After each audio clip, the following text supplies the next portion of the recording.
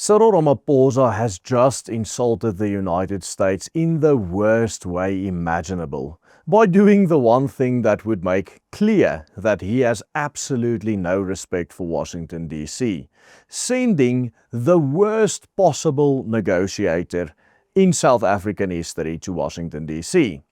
Rolf Meyer. Will he do just as horrendous a job when negotiating on behalf of the ANC government now as he had back in the day on behalf of the National Party? Or is he just there as a token white for South Africa, just like John Steenhuisen, who made an absolute fool out of himself in the White House earlier last year? You see, this is because despite the fact that Cyril Ramaphosa has known Rolf Meyer for decades, and despite the fact that he knows full well that Meyer has failed at every single turn throughout his entire political career, he has now appointed him of all people to go represent the Republic of South Africa at this, perhaps the most crucial juncture in South African history, or the history at least of African and American relations.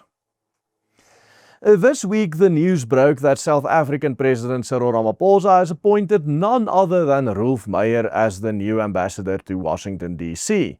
in the United States. Ramaphosa defended his appointment by claiming that Meyer is more than capable of repairing the broken relationship with America.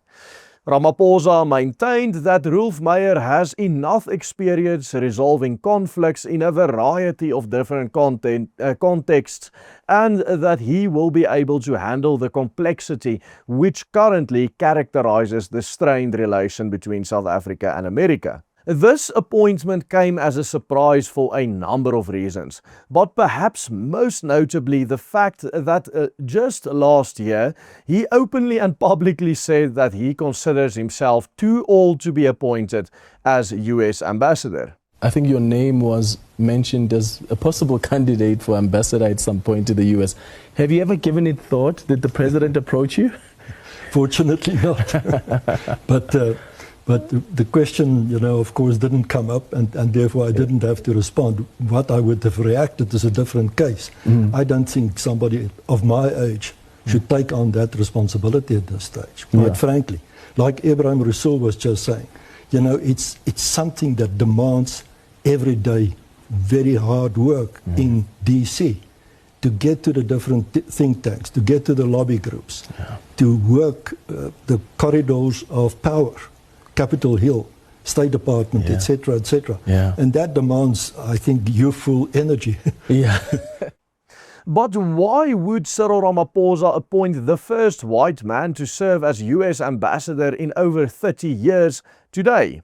Stay tuned, because in today's video we are going to outline why Ramaphosa chose an apartheid-era politician from the old National Party to serve as the new ambassador in America.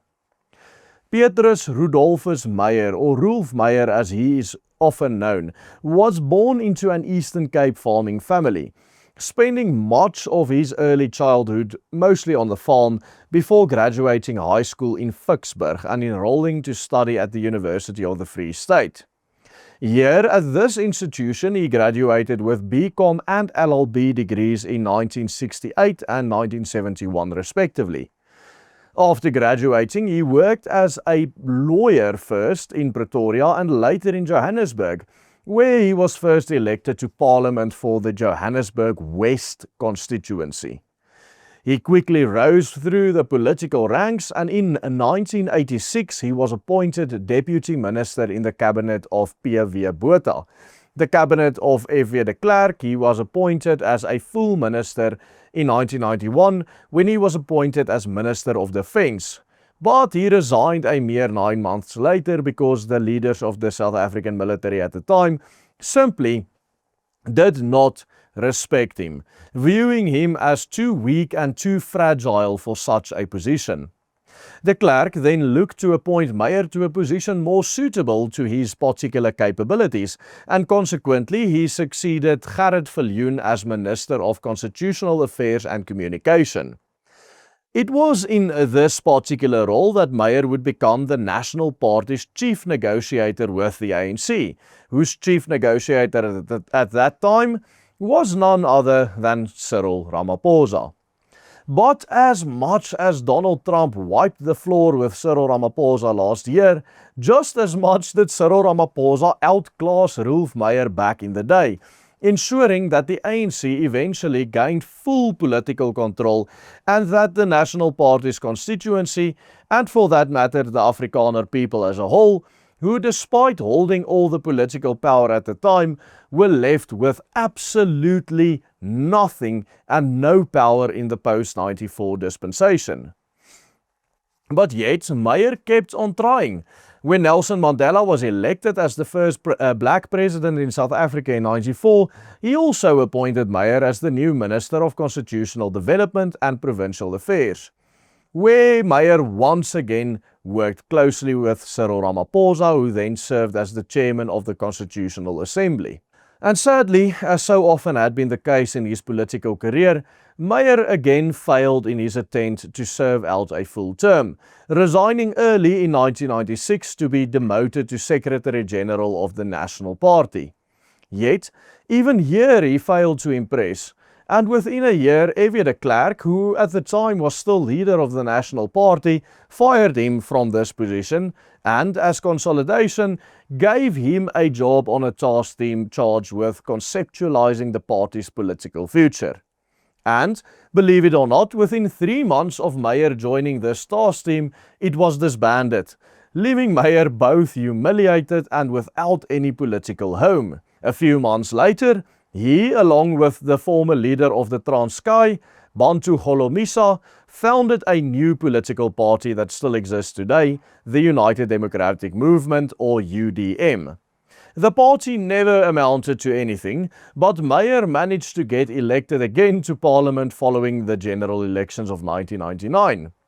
But of course, again, as was the case with everything else in his career, within a year, Rolf Meyer once again did what he always does, quit. In the year 2000, he declared that he was now without a political party and disappeared from the scene altogether, before suddenly, again, in 2006, announcing that he was now joining the African National Congress.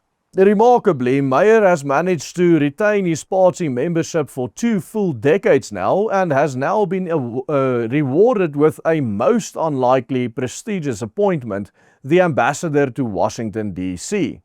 But now Cyril Ramaphosa is perhaps more familiar with all the failures which have characterized the entire career of Rolf Meyer.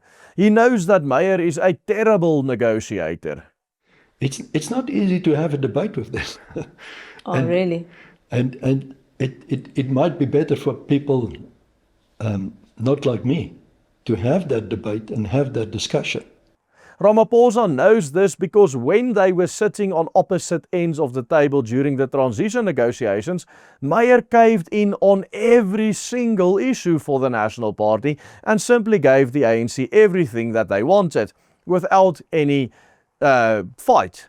The few rights which Afrikaners and other minorities have in this country, such as the constitutional right to self-determination and language rights in schools, resulted from the efforts of other individuals who had forced them into the constitution. Now, Meyer, at the age of 78, has been appointed as the new South African ambassador to the United States, at exactly the most sensitive, key and most complex time in this country's strained relationship with the US.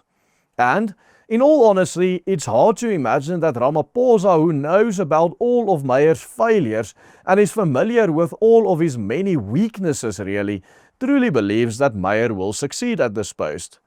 The only explanation we can think of is that he believes that Meyer will succeed as a token white in Washington, D.C., telling Trump, like John Steenhuisen did, that everything is fine in South Africa. But will it work? No, Rolf Meyer's history tells a completely different story. The appointment of Rolf Meyer as the new US ambassador is just another flop in the long line of failures that characterized Ramaphosa's presidency, which is, as we pointed out in a recent video, highlighting some of the key reasons why Cyril Ramaphosa is the worst president in this country's history. If you want to check out that full analysis, click this link appearing on your screen right now. And please do support our work by becoming a paying member of the Willem Petzer Group. Only with your investment are we able to pay the team to make videos such as these every single day. Simply follow the easy steps on the banner. Goodbye and God bless.